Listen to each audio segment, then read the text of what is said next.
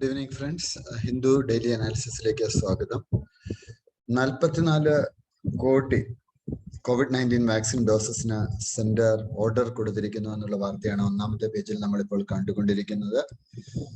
COVID-19 vaccines കൂടുതലായിട്ട് available ആകുന്നതോടുകൂടി ഒരുപക്ഷെ ഒരു നോർമൽസിയിലേക്ക് ഇന്ത്യയും കടന്നു വരാനുള്ള സാധ്യതയുണ്ട്. കോവിഷീൽഡും കോവാക്സിനും ഓഗസ്റ്റ് ഡിസംബർ മാസങ്ങളിലേക്ക് തീർച്ചയായിട്ടും അവൈലബിൾ ആകും. 30 കോടിയോളം ഡോസസ് ഹൈദരാബാദ് ബേസ്ഡ് ബയോളജിക്കൽ അവരും അവരുടെ പുതിയ വാക്സിൻ അവരും ലഭ്യമാക്കും എന്നുള്ളതാണ് നമ്മൾ കരുതുന്നത്. ഏകദേശം 74 കോടി ഡോസസ് ആണ് ഓഗസ്റ്റ് ഓൺവേർഡ്സ് നമുക്ക് ലഭിച്ചു തുടങ്ങി. അപ്പൊ ഒരു ഡിസംബറോട് കൂടിയൊക്കെ തന്നെ ഒരു സ്റ്റെബിലിറ്റിയിലേക്ക് കാര്യങ്ങൾ എത്തും എന്നുള്ളത് വേണം നമ്മൾ കണക്കിലെടുക്കേണ്ടത്. ജൂലൈ വരെ ഏതാണ്ട് 53 കോടി വാക്സിൻസ് ഉണ്ട്. അതിൽ 23.5 കോടി ഓൾറെഡി അഡ്മിനിസ്ട്രേറ്റ് ചെയ്ത് കഴിഞ്ഞിരിക്കുന്നു. അപ്പോൾ ഇത്തരത്തിലൊക്കെയുള്ള നടപടിക്രമങ്ങളിലേക്ക് വരുമ്പോൾ തീർച്ചയായിട്ടും നമുക്ക് ഈ വാക്സിനേഷൻ ഡ്രൈവ് കൺട്രോൾ ചെയ്യാൻ സാധിക്കും എന്നതിൽ യാതൊരു സംശയവും വേണ്ട. Price cap on jabs at private hospitals, അതുപോലെ മാക്സിമം പ്രൈസ് കോവിഷീൽഡിന് ചാർജ് ചെയ്യുന്ന 780 രൂപയായി, കോവാക്സിന് 1410 രൂപയാവും, സ്പുട്നിക്കിന് 1145 രൂപയായും യൂണിയൻ ഹെൽത്ത് മിനിസ്ട്രി നിശ്ചയപ്പെടുത്തിയിരിക്കുന്നു. മാത്രമല്ല ഹയസ്റ്റ് പ്രയോറിറ്റി ഹെൽത്ത് കെയർ വർക്കേഴ്സിന് നൽകണം എന്നുള്ളത് കൂടി പറഞ്ഞിരിക്കുകയാണ്. ഈ പാൻഡമിക്കിന്റെ കാലഘട്ടത്തിൽ കുട്ടികൾക്ക് no break in studies of children hit by pandemic എന്നുള്ള ഒരു വാർത്തയാണ് നമ്മളിപ്പോൾ കാണുന്നത്. കോവിഡ് കാലഘട്ടത്തിൽ വിദ്യാഭ്യാസ മേഖലയിൽ ധാരാളം പ്രശ്നങ്ങൾ ഉണ്ടായിട്ടുണ്ട്. ഇത്തരമൊരു സാഹചര്യത്തിലാണ് ഈ ഒരു നടപടി ക്രമങ്ങൾ ഉണ്ടായിട്ടുള്ളത്. പല വിദ്യാർത്ഥികളുടെയും പഠനം മുടങ്ങുന്ന ഒരു കാലഘട്ടത്തിൽ കൊറോണൽ കിറ്റ്സ് അതിന്റെ ഡിസ്ട്രിബ്യൂഷൻ നേപ്പാള് സ്റ്റോപ്പ് ചെയ്തിരിക്കുന്നു. Nepal department of Ayurveda and alternative medicine Coronil kits, അത് പതഞ്ജലി ഗ്രൂപ്പാണ്, Indian yoga teacher and businessman Baba Ramdev അദ്ദേഹത്തിന്റെ ഗ്രൂപ്പ് ഇഷ്യൂ ചെയ്തത് ഫ്രീ ആയിട്ട് കൊടുക്കുന്ന അവര് സ്റ്റോപ്പ് ചെയ്തിരിക്കും.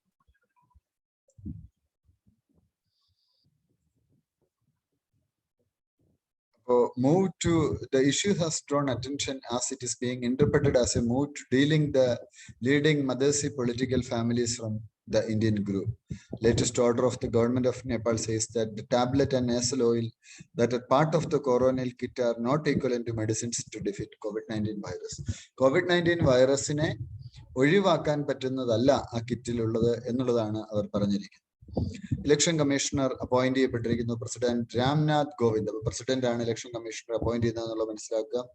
അനൂപ് ചന്ദ്ര പാണ്ഡെ, അദ്ദേഹം UP കേഡർ IAS ഓഫീസറാണ്. ഇലക്ഷൻ കമ്മീഷണർ എന്നുള്ള പദവിയിലേക്ക് അദ്ദേഹത്തെ അപ്പോയിന്റ് ചെയ്തിരിക്കുന്നു. സുശീൽ ചന്ദ്ര, അദ്ദേഹം ചീഫ് ഇലക്ഷൻ കമ്മീഷണർ പോസ്റ്റിൽ ഉണ്ടായിരുന്ന ആളാണ്. ഇലവേഷൻ, അദ്ദേഹത്തെ ആ ഒരു പദവിയിലേക്കും ഉയർത്തിയിരിക്കുന്നു. ഏപ്രിൽ 13 മുതൽ അപ്പോൾ ഇവിടെ ഒരു ഒഴിവുണ്ടായിരുന്നു, അതാണ് ഇപ്പോൾ നികത്തിയിരിക്കുന്നത്. ലോകത്തിലെ ഏറ്റവും മികച്ച യൂണിവേഴ്സിറ്റികളിൽ JNU ജവഹർലാൽ നെഹ്റു യൂണിവേഴ്സിറ്റി വന്നിരിക്കുന്നു.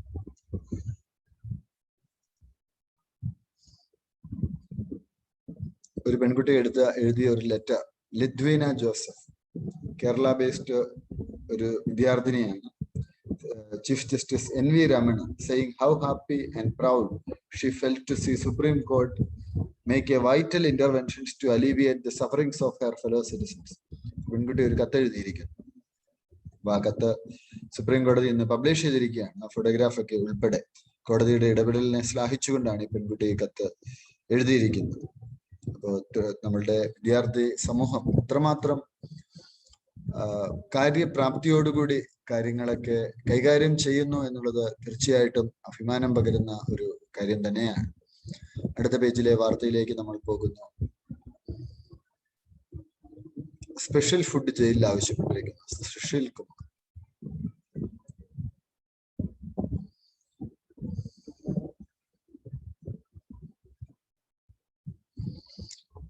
IMEI വെരിഫിക്കേഷൻ നടത്തിയതിന് ശേഷമേ സെക്കൻഡ് ഹാൻഡ് മൊബൈൽ ഫോൺ വാങ്ങാവുള്ളൂ എന്നുള്ളത് പോലീസിന്റെ ഒരു പരസ്യമാണ്. ഡൽഹി പോലീസിന്റെ അവിടെ ഡൽഹി പോലീസ് അതിലെ IMEI നമ്പേഴ്സ് മിസ്സിംഗ് മൊബൈൽസിന്റെ ലിങ്കിൽ കയറി നമുക്ക് ചെക്ക് ചെയ്യാം എന്നാണ് പറയുന്നത്. അപ്പൊ നമ്മൾ വാങ്ങുന്ന ഫോൺ എവിടെയെങ്കിലും നഷ്ടപ്പെട്ടതാണോ അല്ലെങ്കിൽ മോഷണം മുതലാണോ എന്നുള്ളതൊക്കെ നമുക്ക് തിരിച്ചറിയാൻ പറ്റും എന്നുള്ളത് വളരെ നല്ലൊരു കാര്യമാണ്. പലർക്കും ഇത്തരം കാര്യങ്ങളെ കുറിച്ചൊരു അവയർനെസ് അവിടെ ഇത്തരത്തിലുള്ള ഗവൺമെന്റ് പരസ്യങ്ങളും മറ്റുമൊക്കെ തീർച്ചയായിട്ടും നമുക്ക് വളരെ പോസിറ്റീവായ രീതിയിൽ നമ്മളെ സ്വാധീനിക്കും എന്നുള്ളതിൽ സംശയമില്ല. ലോക്കൽ പേജുകളിലെ വാർത്തകളാണ് നമുക്ക് ആവശ്യമില്ല, നമ്മളത് ഒഴിവാക്കുകയാണ്.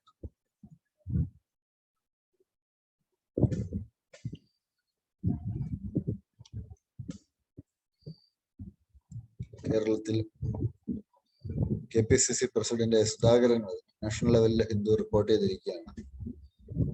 UPSCക്ക് ആവശ്യമില്ലാത്തതുകൊണ്ട് നമ്മളത് ചർച്ച ചെയ്യുന്നില്ല.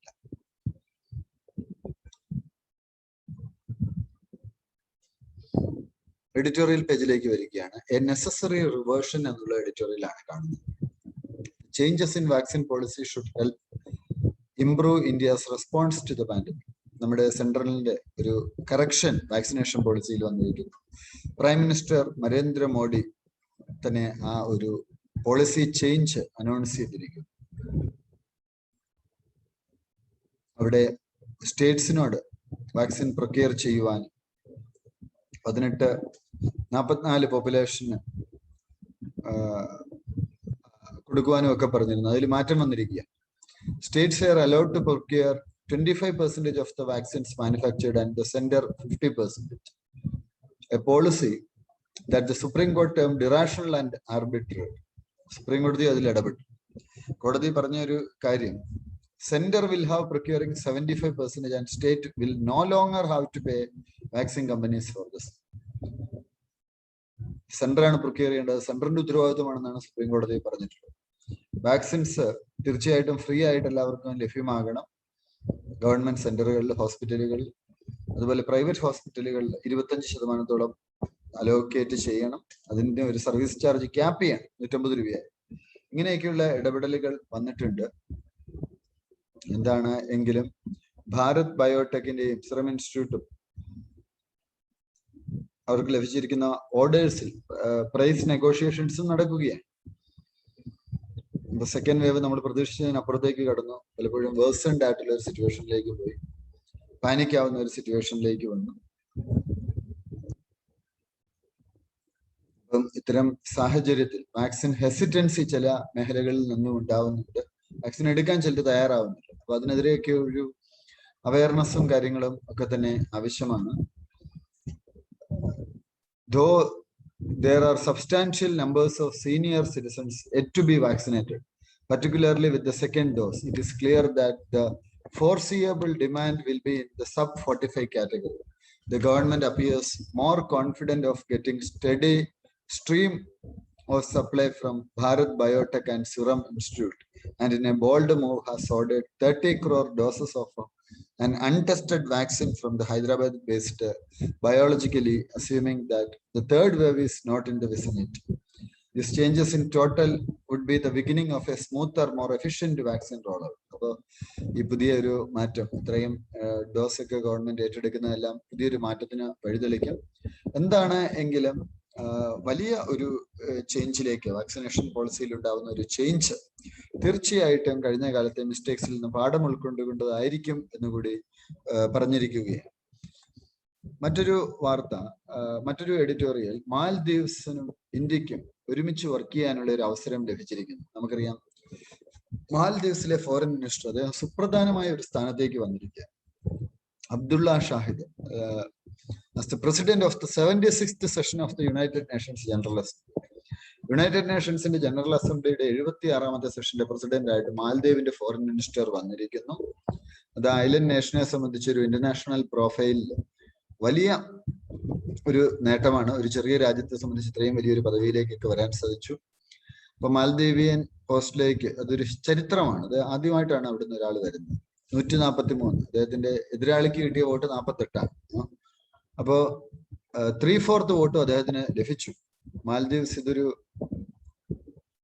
52 member small island developing സ്റ്റേറ്റ്സിലും, seeds എന്ന് പറയുന്ന 52 മെമ്പർ സ്മോൾ ഐലൻഡ് ഡെവലപ്പിംഗ് സ്റ്റേറ്റ്സിലും അവരൊക്കെ ഈ ക്ലൈമറ്റ് ചേഞ്ച് വൾണറബിലിറ്റിയുമായി ബന്ധപ്പെട്ട് പ്രവർത്തിക്കുന്നവരാണ്. കാര്യം മാലദ്വീപ്സിലേക്ക് ഒരു 3 മീറ്ററോളം വെള്ളം ഉയർന്നു കഴിഞ്ഞാൽ അത് വെള്ളത്തിനടിയിലാണ്.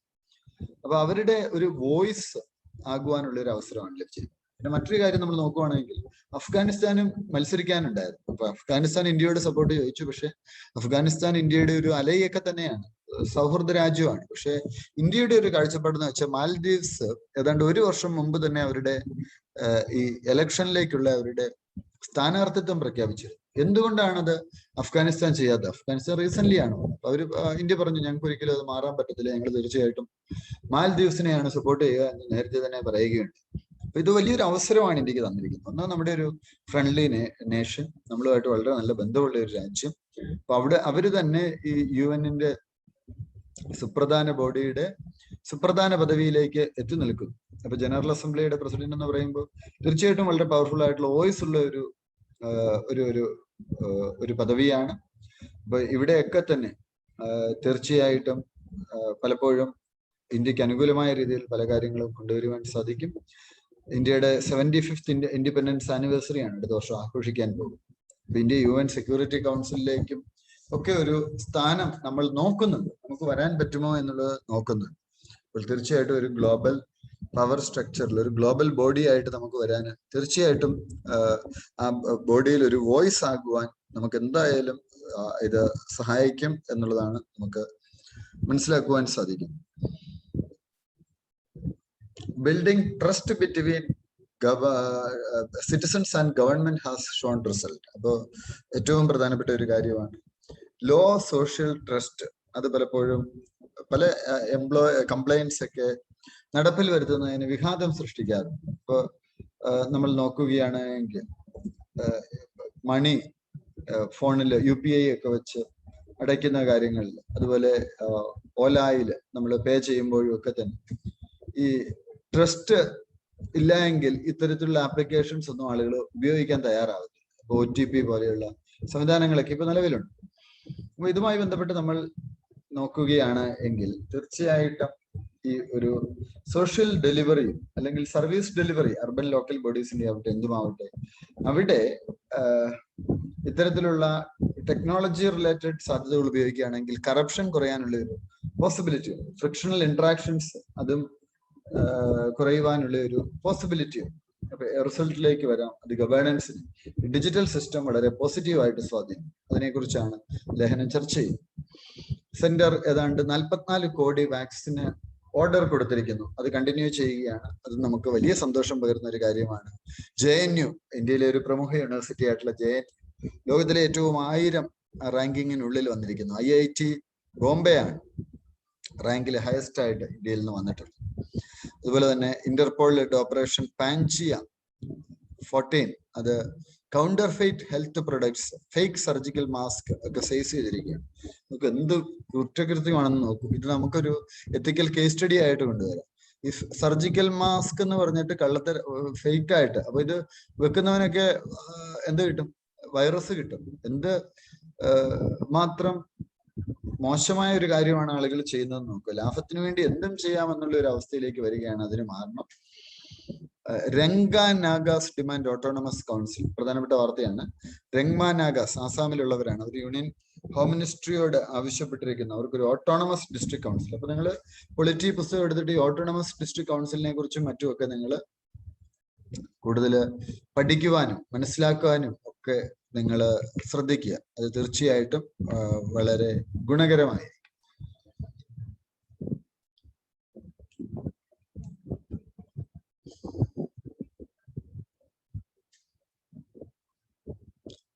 വാക്സിനേഷൻ നമ്മൾ വളരെ പെട്ടെന്ന് തന്നെ ലഭ്യമാക്കുന്നു. ന്യൂസ് അനാലിസിസ് ആണ്. PM's claim that country earlier had to wait decades for procuring vaccines from abroad is at odds with the facts. അദ്ദേഹം പറഞ്ഞിരിക്കുന്ന വാക്സിനേഷൻ ഹിസ്റ്ററിയെ ചരിത്രപരമായിട്ട് അദ്ദേഹം വിലയിരുത്തുകയുണ്ട്. സ്മോൾ പോക്സ് ആവട്ടെ, ഹെപ്പറ്റൈറ്റിസ് B ആവട്ടെ, പോളിയോ ആവട്ടെ, ഇന്ത്യക്ക് പതിറ്റാണ്ടുകൾ കാത്തിരിക്കേണ്ടി വന്നിരുന്നു എന്നാണ് അദ്ദേഹം പറഞ്ഞിരിക്കുന്നത്. എന്നാൽ ഇപ്പോ സാഹചര്യങ്ങൾ മാറിയിരിക്കുന്നു. വളരെ പെട്ടെന്ന് തന്നെ നമുക്ക് വാക്സിൻസ് ലഭ്യമായി തുടങ്ങിയിരിക്കുന്നു. അപ്പം ഇന്ത്യയുടെ ഒരു വാക്സിനേഷൻ ഹിസ്റ്ററി കൂടി ഇവിടെ പെട്ടെന്ന് അദ്ദേഹം പറയുന്നു. ഫസ്റ്റ് ആനിമൽ വാക്സിൻ റിപ്പോർട്ട് ഷില്ലോങ്ങിലാണ് സെറ്റപ്പ് ചെയ്ത് 1890. അവിടെ നിന്നാണ് നമ്മുടെ പ്രൊഡക്ഷൻ ആരംഭിക്കുന്നത്. ഇതിനെക്കുറിച്ചൊക്കെ തന്നെ അദ്ദേഹം പറയുന്നുണ്ട്. Small fee contributing to its fluctuating uptake. Vaccination coverage went down in 1944 and 45. ആ സമയത്ത് വാക്സിനേഷൻ കവറേജ് കുറഞ്ഞതിനെ കുറിച്ചും ഒക്കെ തന്നെ പറയുന്നുണ്ട്. India was self-sufficient in the production of smallpox vaccines. It took until 1971 to eradicate the virus in South America and 1975 in Asia and India, and in 1977 in Africa. ഒരു challenge പലപ്പോഴും നമ്മൾ പല രോഗങ്ങളിലും ഇത്തരത്തിലുള്ള ഒരു ചലഞ്ച്, വാക്സിനേഷൻ ചലഞ്ച് നമ്മൾ നേരത്തെ സാഹചര്യത്തിൽ കാലഘട്ടത്തിൽ നേരിട്ടിട്ടുണ്ട്. ഇപ്പൊ നമുക്ക് അതിനെയൊക്കെ അതിജീവിച്ചുകൊണ്ട് മുൻപോട്ടേക്ക് പോകുവാനുള്ള ഒരു അവസരം ലഭിക്കുന്നുണ്ട്. ചിലർ പറയുന്നു, CPIM പറയുന്ന ഒരു കാര്യം, 25% വാക്സിൻ പ്രൈവറ്റ് ഹോസ്പിറ്റൽസിന് കൊടുക്കുന്നത് ലൈസൻസ് ടു ലൂട്ടാണ്. ഇങ്ങനെയൊക്കെ പറയാൻ പറ്റുമോ? അവര് അത്യാവശ്യക്കാര് പോയി പൈസ കൊടുത്തെടുക്കുന്ന എടുക്കട്ടെ, നമുക്ക് അതിനകത്ത് എന്താ പറയാൻ പറ്റുമോ? ആവശ്യമുള്ളവർ, എമർജൻസി ഉള്ളവർ എടുക്കട്ടെ. അപ്പൊ മറ്റൊരു വ്യൂ, എനിക്ക് തോന്നുന്ന ഒരു പെർസ്പെക്റ്റീവ്, ഗവൺമെന്റിന് അത്രയും ബേർഡനും കുറയുമില്ല. പൈസ ഉള്ളവരൊക്കെ പോയി പ്രൈവറ്റ് ഹോസ്പിറ്റലിൽ നിന്ന് എടുത്തു കഴിഞ്ഞാൽ ഗവൺമെന്റിന് അത്രയും പൈസ മുടക്കേണ്ടതായിട്ടും വരില്ലല്ലോ. അതിനെ ഒരു പോസിറ്റീവ് സൈഡിലല്ലേ എടുക്കേണ്ടത് എന്നുള്ളൊരു കാഴ്ചപ്പാടാണ് എനിക്കുള്ളത്. അഗൈൻ അതൊരു ഡിഫറെന്റ് പെർസ്പെക്റ്റീവ് ആണ്. നിങ്ങൾക്ക് ഏത് പെർസ്പെക്റ്റീവ് വേണമെങ്കിലും എടുക്കാം.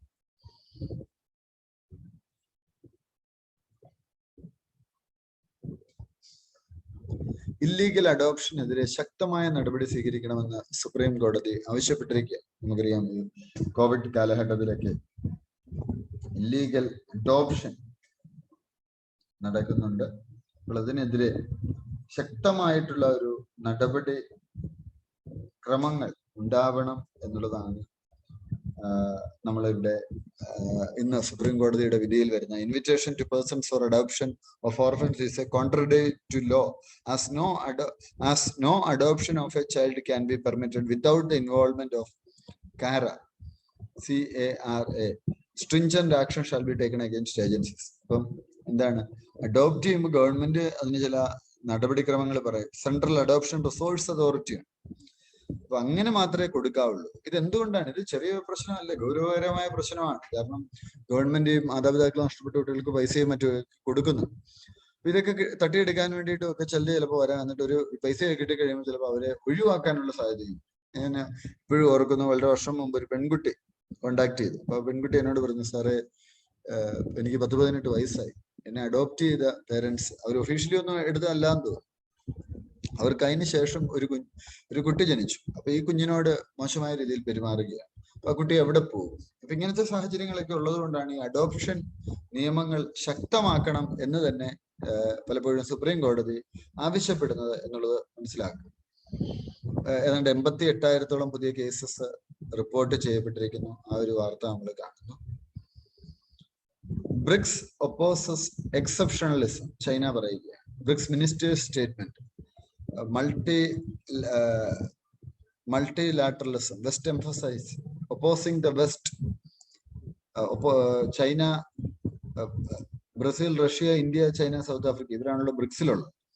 ഇപ്പൊ വെർച്വൽ മീറ്റിംഗിൽ അവിടെ ബെയ്ജിങ് പറഞ്ഞ ഒരു ബ്ലോക്ക് പൊളിറ്റിക്സിനെ കുറിച്ച്, യുണൈറ്റഡ് സ്റ്റേറ്റ്സിന്റെയും വെസ്റ്റിന്റെയും, അതിനെതിരെ നിലകൊള്ളണം എന്നുള്ള ഒരു കാഴ്ചപ്പാടാണ് അവര് ഇങ്ങോട്ടേക്ക് വെച്ചിട്ടുള്ളത്.